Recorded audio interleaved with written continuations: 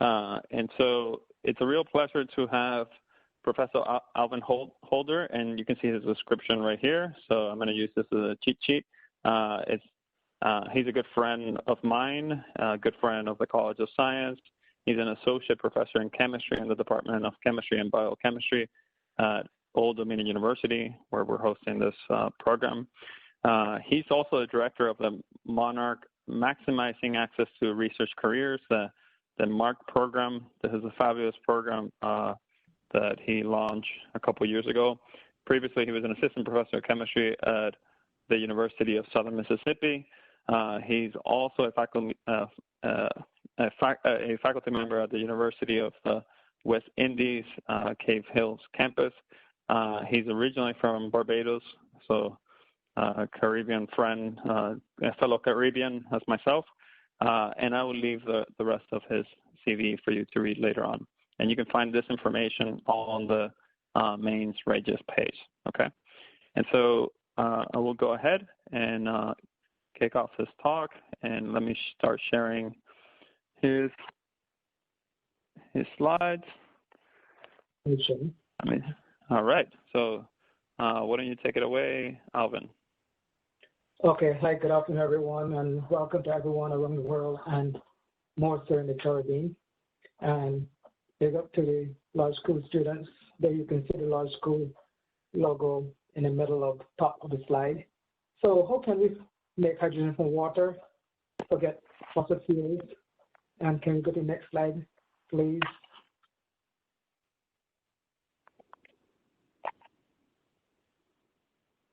Next slide, please.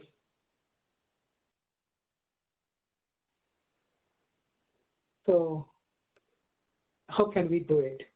Well, most of this is a photo of my son drinking a bottled water at the Animal Flower Cave on the northern side of Barbados in St. Lucie. Next slide, then you'll see how we can do it. So basically the problem is we do need to have alternative to fossil fuels. And one of the most important things that we need to do is to have photocatalytic systems for the production of hydrogen. And we need to utilize artificial photosynthesis. As you all are aware, there's plenty sunlight that can be trapped and utilized as solar energy.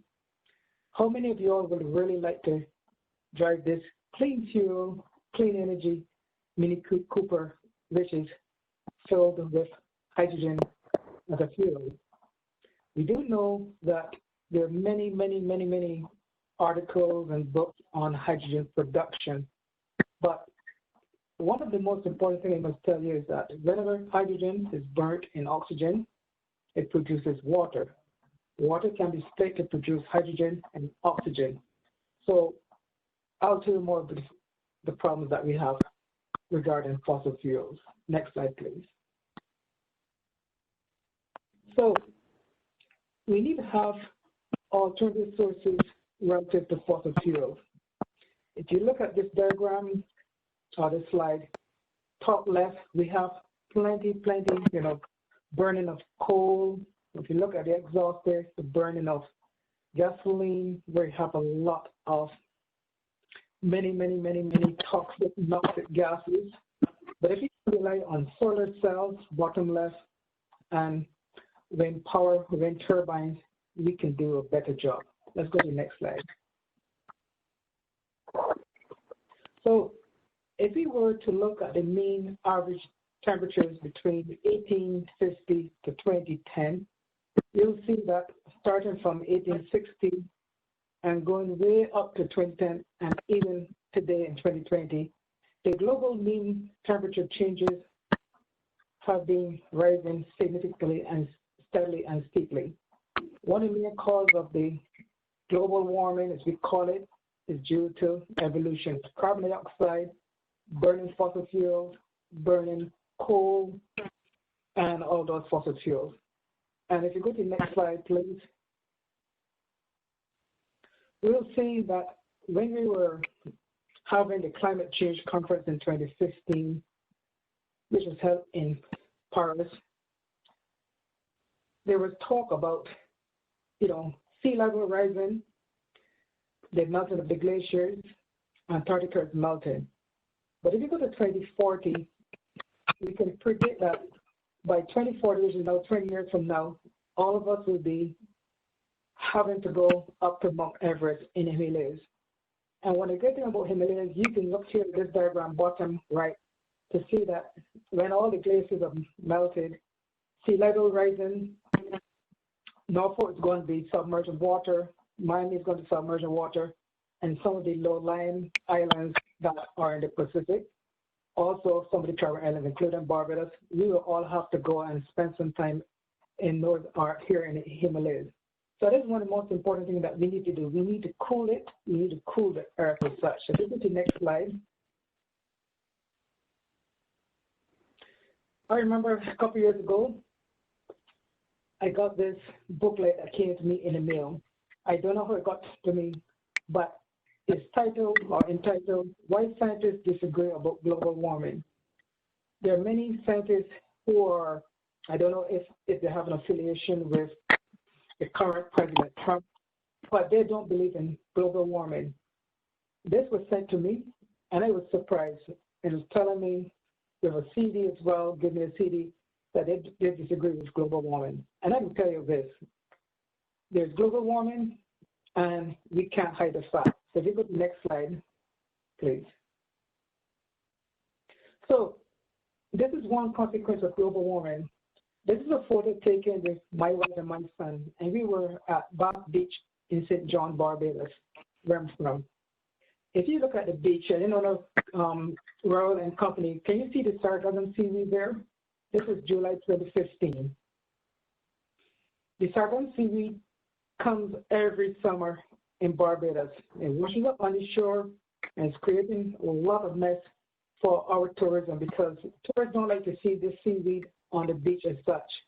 It has a smell, and I was shocked when I visited Barbados in December 2018 and came back in January 2019 to see that the seaweed was back in Barbados. Normally this will be around July, and when the main cause of this is based on eutrophication, where there's plenty of wash off of fertilizers.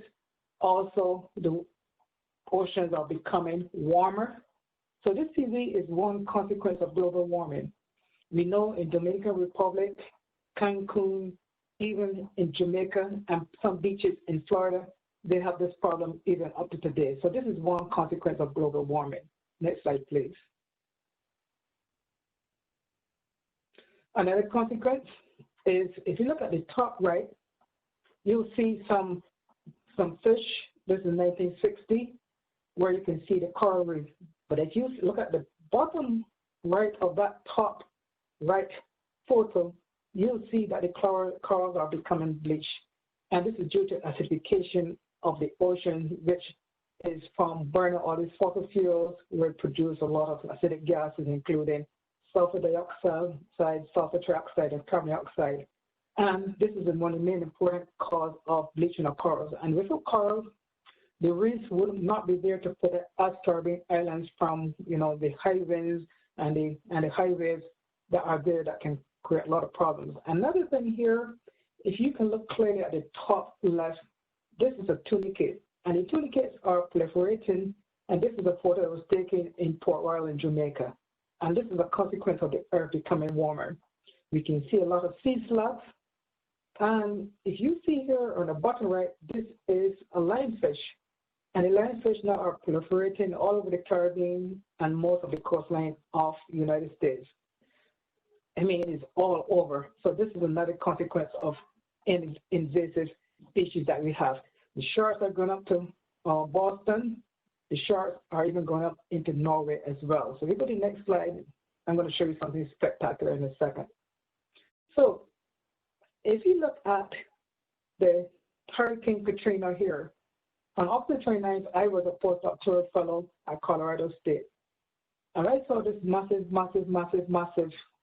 Hurricane Katrina. I knew what was going to happen. It caused a lot of damage in New Orleans. But then if you look at Hurricane Harvey in 2017 now, this was 12 years later, this is larger in size when compared to Hurricane Katrina.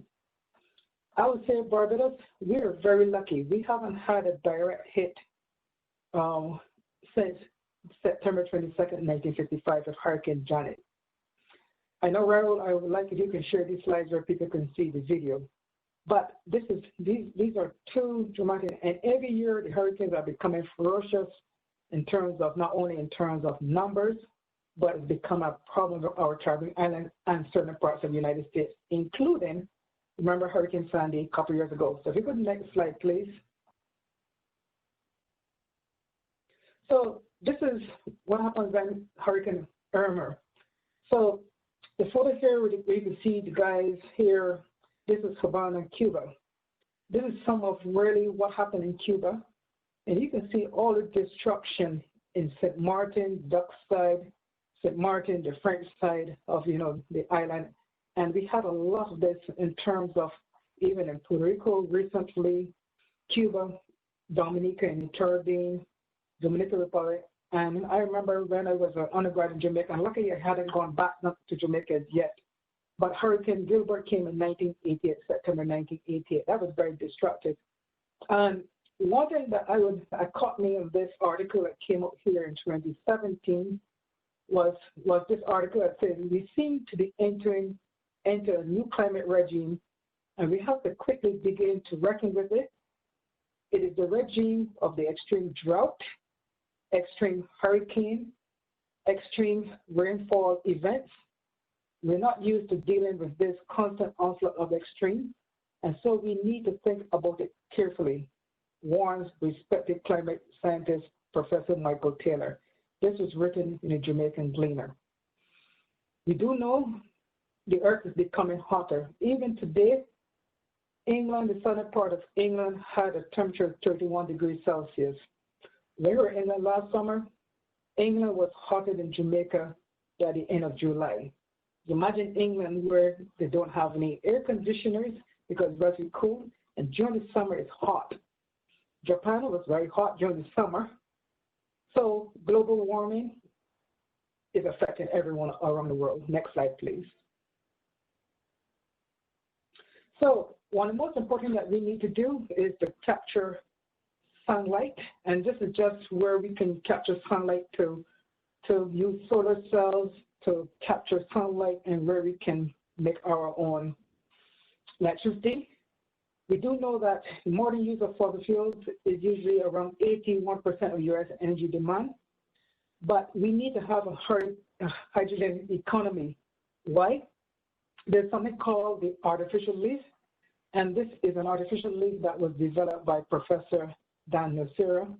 It behaves and it utilizes something which is known as a photogeneration cell by capturing light, splitting water, and when you split water, like in photosynthesis 2 of chlorophyll and photosynthesis, you can produce oxygen, 4 protons and 4 electrons. And the protons in this case can be utilized to make hydrogen. So this is splitting water into using this cobalt oxygen evolution catalyst, or EC, and you can make hydrogen through hydrogen evolution catalyst. And if you go to the next slide, and I would like Raul to play this video. So if you watch this video very carefully, on one side of this artificial leaf, hydrogen is being produced, and the other side oxygen is being produced. But be warned, never ever mix hydrogen with oxygen or cause a big explosion like the Blint. Remember in Germany. So you have to be very careful where you don't try to mix hydrogen with oxygen because there's going to be an explosion to produce water.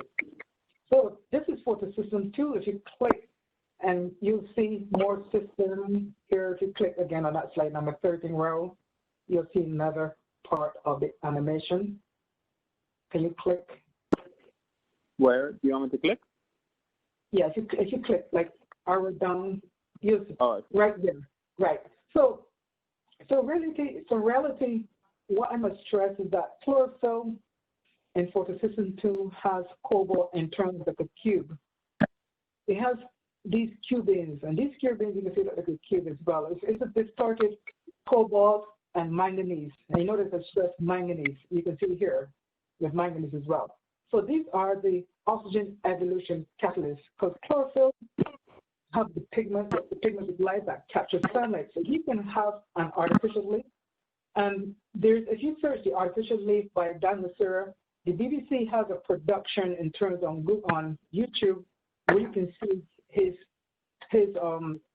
interview with the BBC, where he knows and he shows that you can utilize that to actually have a fan going, have a light glowing and such.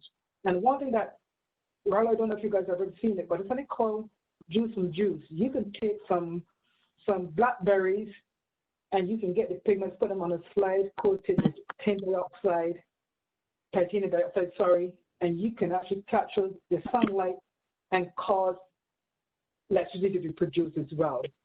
So if you go to the next slide.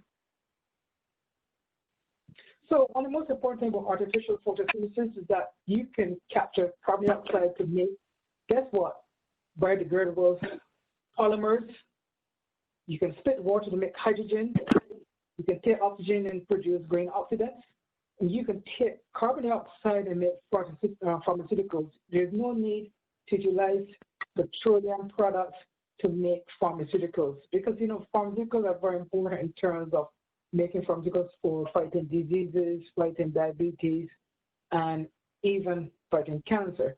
But you can take, like, remember the Tesla, you can use solar cells if you wish, and you don't have to really have these batteries as such, but you can use solar cells to make a fuel that you can run your car and drive your car.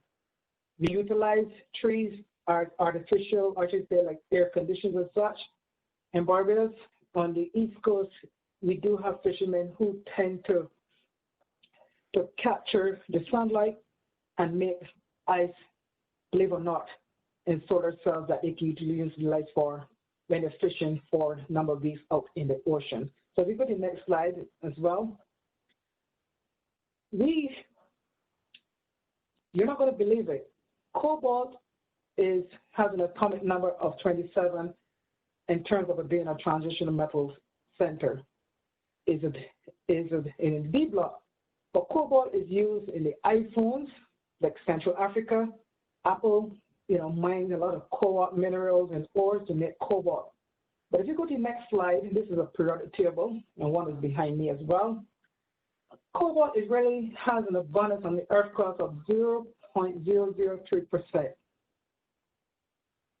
Believe it or not, people say it is very abundant, but I won't really say it is that abundant, but it is more abundant than the rare earth elements as such. Like gadolinium, samarium, europium, and those metals as such. But cobalt is very critical, and I'll tell you more about cobalt in a second. Next slide, please.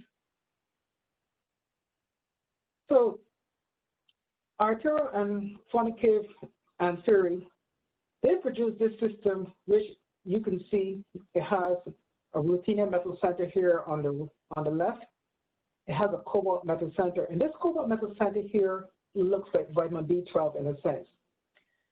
They were able to capture sunlight, excite ruthenium, and ruthenium metal centers are like photosynthesizers. They love to absorb sunlight. And you can have the intermolecular electron transfer from this onto this cobalt metal center, which is the catalyst, reduce it to cobalt-1. And the cobalt-1 can react with a proton to form a cobalt-3 hydride. And that cobalt-3 hydride can react with a proton, and that proton produce hydrogen. And then we have this sacrificial electron donor, which is triethyl to produce the radical cation. But we have an acid source, which is called p-phenyl aluminum tetrafluoroborate. So we need an acid source, we need to have light, and in essence, we can produce hydrogen in acidic media. And this is in reality a very, very simple experiment that you can carry out as well. Next slide. And this is some of what we've worked on. So this is some work that was funded by the Army Corps of Engineers. And we produce these systems, compound 5, which doesn't have any cobalt, has ruthenium. Compound 6 and 8, both of them have cobalt. It looks like vitamin B12, both of them. And then we have this bottom left here, we have ruthenium, cyanobridge, with cobalt, we call cobaltine, and here enbridge. And this is the acid source. Now, if you look on the graph here, volume of hydrogen produced from microliters, we were able, if you look at the black, to produce hydrogen on the acidic medium, which are ethyl amine, over 5 days by just shining light and acid source and compound 6. We can use triethanol amine, this one is the red. We can produce hydrogen as well. But one of the most important, just proof of concept that you need to have a ruthenium, like a solar collector, transfer electrons to the cobalt metal center, have protons, and produce hydrogen over a 5-day period and much longer. And this is just a proof that, and this is what we published back in 2012. And next slide, please. So what is next? This is the Bachelor rock. The Bachelor rock is what you can get from those backgrounds that you can download from Microsoft. Here you can see the sargassum seaweed. So I'll tell you what next, because I love to promote Barbados. This is where we have surfing on the rough side of Barbados on the East Coast. Next slide, please. So what we're thinking about, these are my footsteps now on the west coast of Barbados. You can see the waves are not that rough. But one thing that if you look here to closer where you have these plants here, most of the hoteliers and the hotels and the people who live on the beach of Barbados, they build their houses on the sand. What happened at Barbados? Bridgetown is at sea level, not below sea level like in New Orleans or like here at Old Dominion.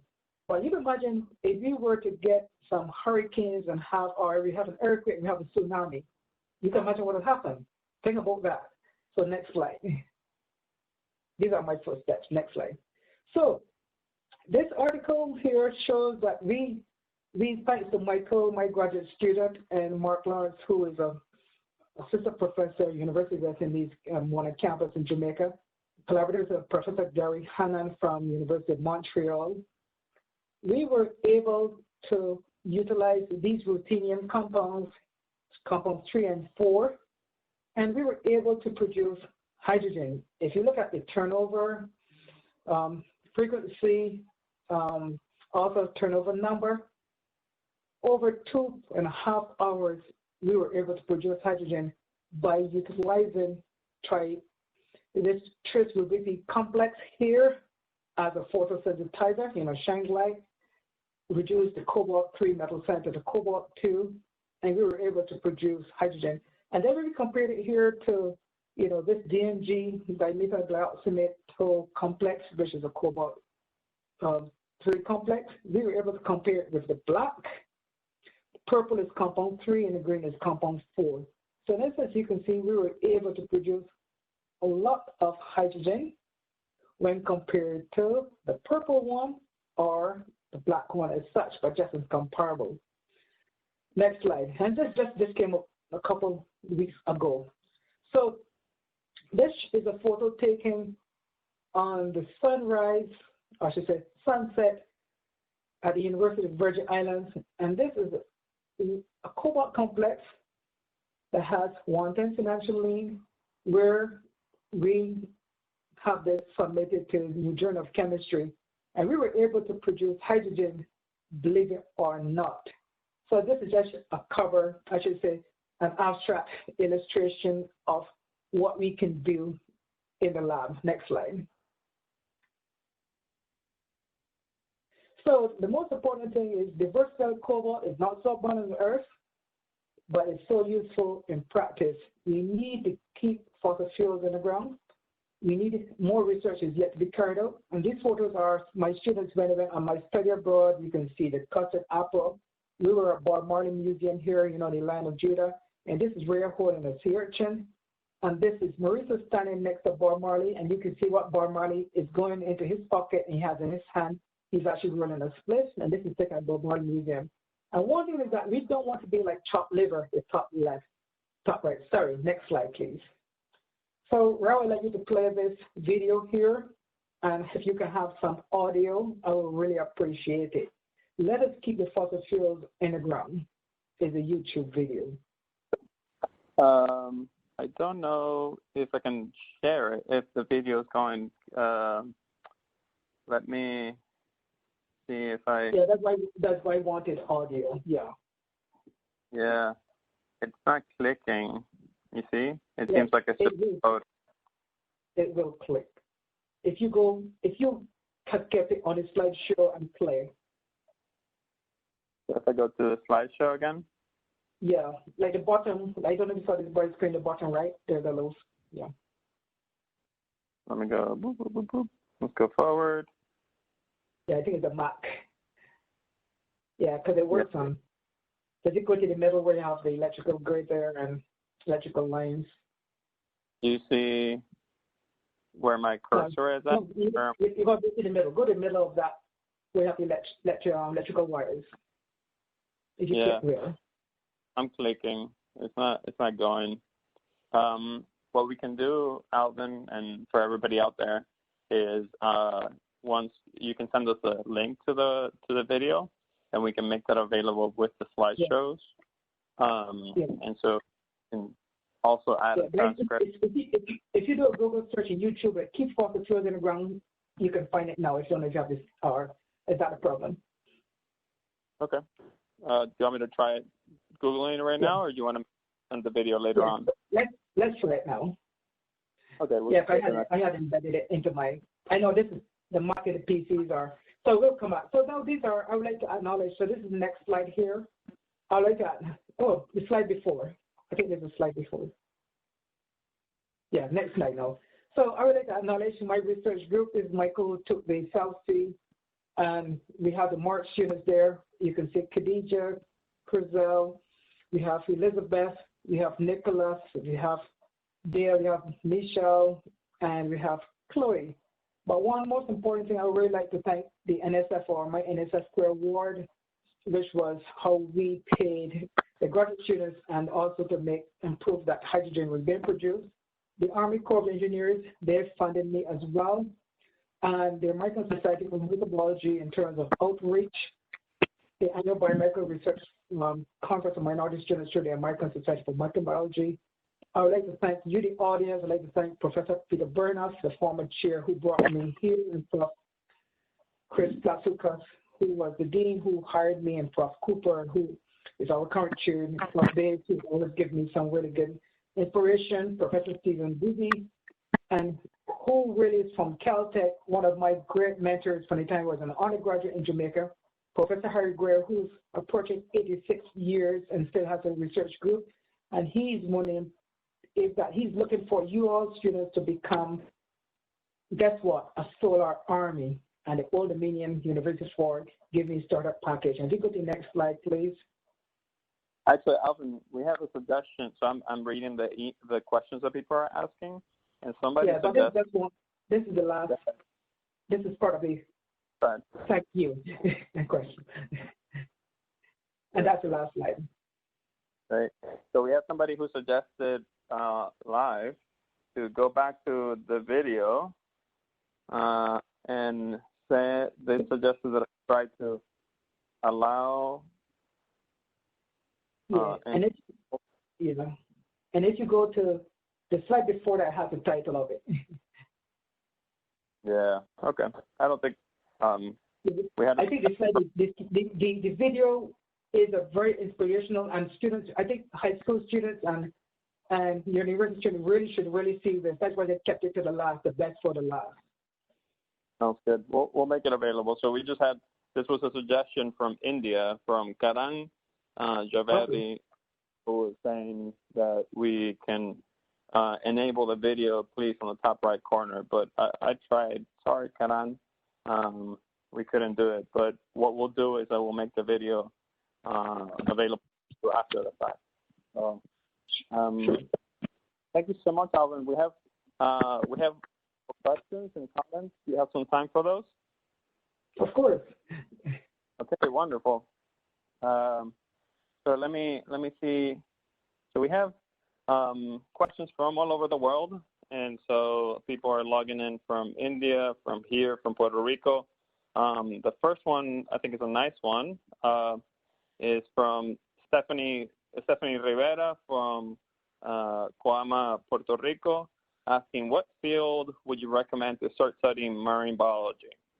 So that's not quite your line of expertise, but you know, it's really cool for presenting. Do you have any suggestions to young scientists out there within marine biology? That's a very good question, because I don't know, I have a little secret. When we take the students to Jamaica, marine biology is part of the course. You know why? Because of global warming, and the students, when we go to, there are two marine laboratories based in Jamaica, part of the University of West Indies. One is in Port Royal, where Henry Morgan used to be, and one is in Discovery Bay, where Christopher Columbus landed. And Professor, Mr. Peter Gale, he always gives the students some interesting lectures on preservation of the coral reefs. So if the student would like to do marine biology, it'd be wise to do inorganic chemistry, some organic chemistry, and of course biology, and analytical chemistry as well.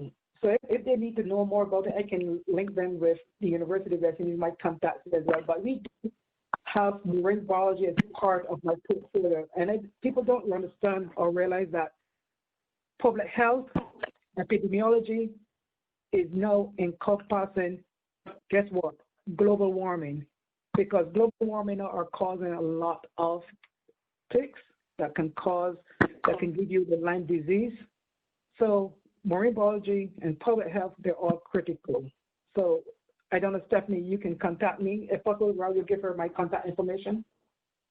Yeah, we can make it available. So what we'll do is, so we're getting lots and lots of questions, so we're not going to have time to address them all. And so what I'll do is that I'll send you all the questions, and then you can respond to them and put your contact information. Yeah, any from Barbados, the law school? I'm not seeing anybody from Barbados right now. I have somebody from Ethiopia. So this question is one that I think I can answer, but it's related to just the program in general. So we have Robel from Addis Ababa in Ethiopia, and the question is that they try to watch the live videos through the mobile data, but it keeps interrupting every 10 to 12 seconds, and so they can't follow it properly. And they're asking if we're going to provide the recorded videos. And obviously they're not with us right now because they couldn't see the live videos. Right. But this is just a reminder that we will make all the videos recorded available for everybody. And so they can see this later in the future if they wish. We have another question. This is more directly to you and very tied to the topic of the talk, which is by Oscar Magna from Viña del Mar, which I believe is in Chile. They didn't put the country, but I believe it's in Chile. And the question is, given that COVID-19 has meant less production and economic and industrial activity, is there evidence of the fact on its impact of global warming and on the position regarding this problem? Meaning, given the fact that COVID has slowed down the economy, what is the overall impact in global warming and the problems that you're interested in tackling? Well, guess what? You remember a couple of weeks before the end of February, there was a lot of, guess what, particles in Delhi and even in Beijing, where, guess what, from all the industrial burning of bushes and fossil fuels, guess what, those two countries in India and China, the air wasn't clean. And guess what? The air, they were surprised to see the mountains in Himalayas and the blue skies in China and the Himalayas in India, respectively. Do you know that we found that based on the fact that less vehicles were on the road, it was slightly cooler. Do you realize that even this month, Raul, you realize that last week there was a lot of rain. Normally June wouldn't have so much rain. So whenever you have the cold fronts coming from the west and the warm fronts coming from the Caribbean, guess what happens? You get all this rain. So in essence, is that the earth became a little cooler. There was less carbon dioxide and there was less fossil fuels burning, and the air was a lot cleaner. The BBC had a documentary about that as well. But that proves, right, that if you can stop burning fossil fuels, stop having gasoline, burning of gasoline, and even use hydrogen as a clean fuels, there will be less asthmatic attacks from the particles in the air. Even where we have Norfolk Southern, where we have Lambert's Point near campus, the community over there have problems with asthma. So think about it. Less burning of fossil fuels, less asthma, less sick children, and a cleaner environment. That's what happens with COVID-19. Less cars were on the road. England saw it as well. But now cars are back up now. That's why it's becoming hotter.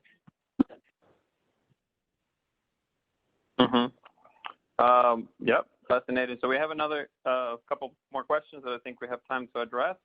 So this is from Andrea Cosio from Arizona here in the United States, asking, first, they want to say, this is so cool.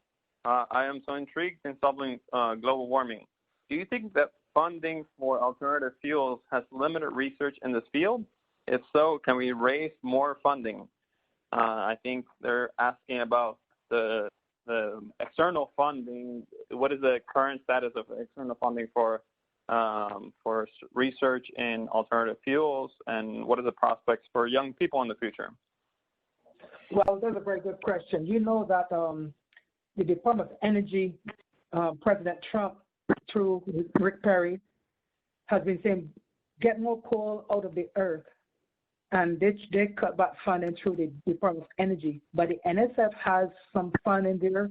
And if it weren't for my NSF Career Award, and even, I don't know if it told you, Raul, but a couple days ago, I submitted an eager where we're trying to use compounds similar to what CAM used to make, guess what, oxygen and spit water to, guess what, to degrade microplastics, believe it or not. So there's funding from the NSF for basic science, and Bill Gates is pushing a lot of money, and a lot of the NGOs, remember the non-governmental organizations, the Third World Academy of Sciences as well, they have provided money to folks in the Caribbean. Even a good friend of mine, he used to be Dean of Engineering at Monaco campus. He has his own company, and we have a totally green building that was built by my former PhD advisor, Professor Taradas Gutterman. He rests in peace. And they utilize that by capturing sunlight, and that building is not on the grid. One thing that would be good, though, I must mention, with this COVID-19, we have a lot of budget cuts. Raul, we were supposed to cut $40 to $50 million. You know what ODU can do, Raul and company, and Andrea?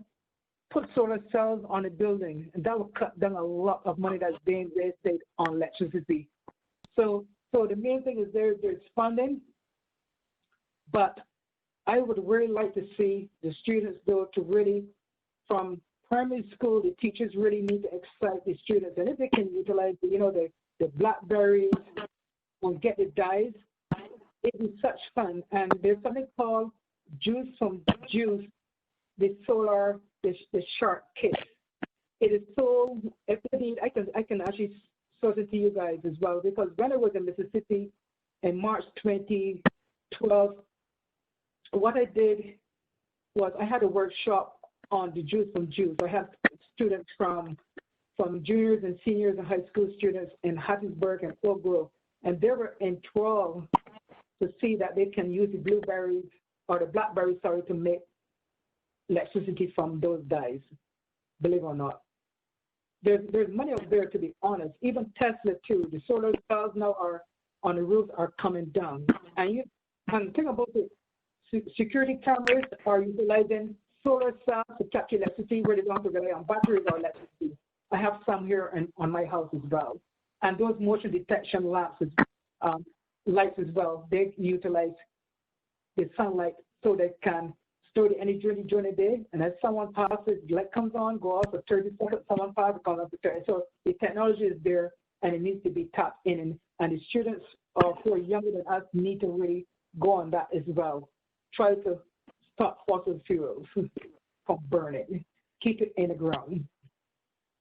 Wonderful. So we have many, many more questions. In fact, you even have somebody from Puerto Rico who is trying to ask to build a connection with you or try to work and collaborate with you. So I will pass that information along. Of course. Yeah, because I got to San Juan a lot. They have the best tamales in the world. So there's a lot of interest in what you're doing and in trying to solve these problems. And there's also many, many questions that are asking for further information. So a lot of young students want to learn how they can start learning about your research and other similar research trying to find alternative fuel sources. One example is Nash, whose location is somewhere on Earth, very clever Nash, and says Nash really wants to learn about on the research that you're presenting, and asking to present external links so that he can learn some more in his free time. And I think that echoes many of the questions that we're seeing here. And so we'll pass this information along, and we'll get that information from you and give it back to the students. I got one last from Cristina Perez Castano about where they can access the videos. To access the videos and all the information that you're acquiring, you have to go to the main REYES page, which is odu.edu/REYES. There you will see recording tab where we will make everything available to you in a few days' time. Okay? Well, I think we're running out of time. Unless you want to say some last comments, Alvin. Well, I would say is when we have two engineers, Dr. Zhang and Dr. Kumar, a clean field summer RU, and every summer I will have students working in my lab. We had a couple of students from REYES, Maurice Hernandez, and we have a lot of good collaborators from Dr. Enrique Melendez. He used to be chair of chemistry at the University of Puerto Rico, REYES, and Eduardo Ortiz. He's a good family friend of ours, and we have some good collaborators with the San Juan campus as well. And students from Cuba, we have connections with the Cuban Biotechnological Society as well, and Chemical Society. And because I'm a Caribbean person too, that we have a lot of networking, not only here in the Caribbean or here in the United States, but all over the world, including South Korea and Russia and Japan. So the students really will need, and we would like students to come and do research in my lab as well, because we do publish a lot. And so far, I've published six publications for this calendar year so far, and submitted 3 proposals within a month. The last one was last week, Monday. So you have a lot of opportunities for young researchers that want to get their hands working with you. Even high school students and medical students do research in my lab too. Even when I was in Mississippi and here, we do encourage the students to start early. That's awesome. Do you want to maybe say a couple of words about the MARC program?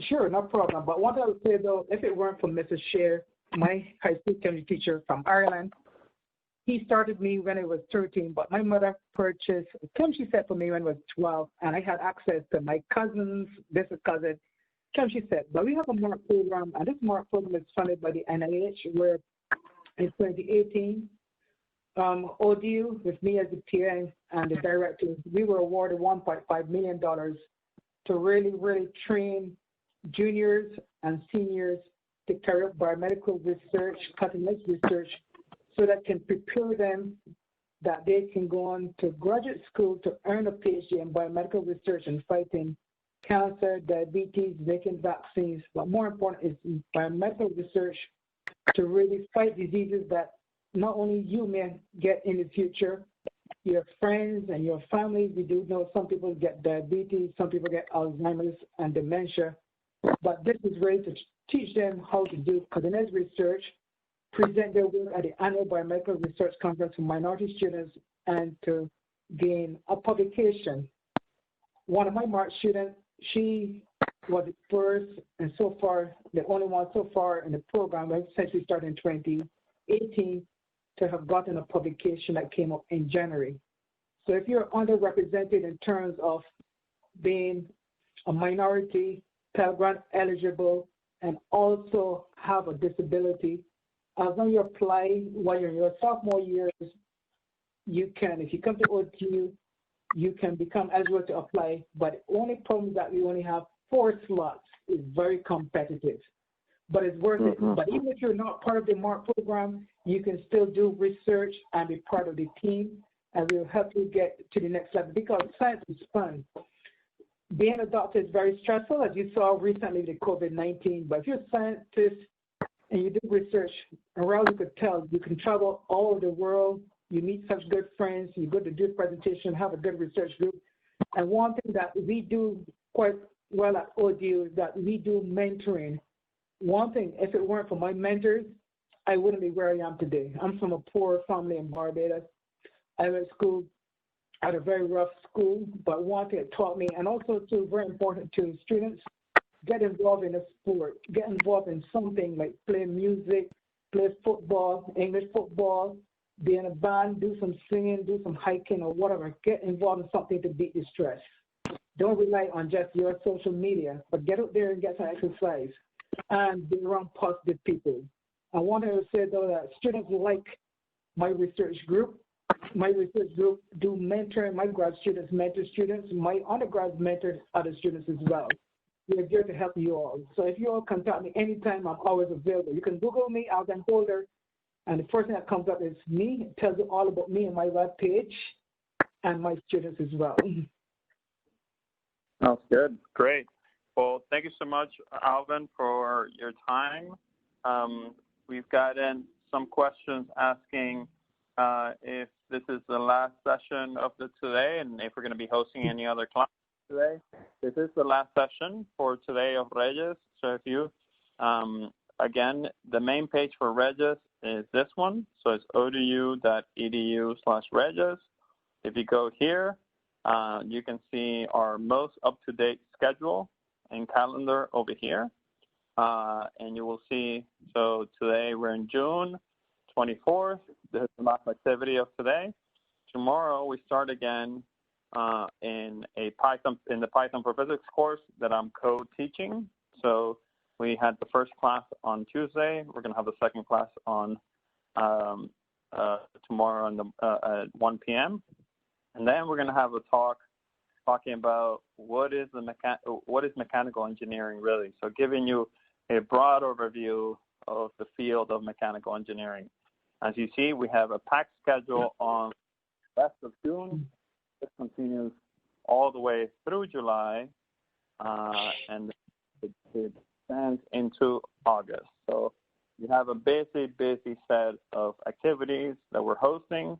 And as I said before, the recordings of all the activities will be made available, including the material and slides in this page. We already have some previously recorded content, and we hope to start having some of the recordings from Monday and the other days by tomorrow or the next day. And so we're going to try to make everything available as quickly as possible. Okay? So with that, let's thank our speaker one more time, Dr. Alvin Holder, for taking time out of his busy day and busy schedule to tell us a little bit about his research. So thank you again. We appreciate you. Thank you so much. Okay, everyone, have a good day and be safe and be positive and keep a distance from other people. Wear your mask. Will do. Thank you so much, Alvin. Take care. Okay, thanks again. Thanks. It's an honor. All right. We appreciate it. Okay, thanks. Have a good day. Thanks again.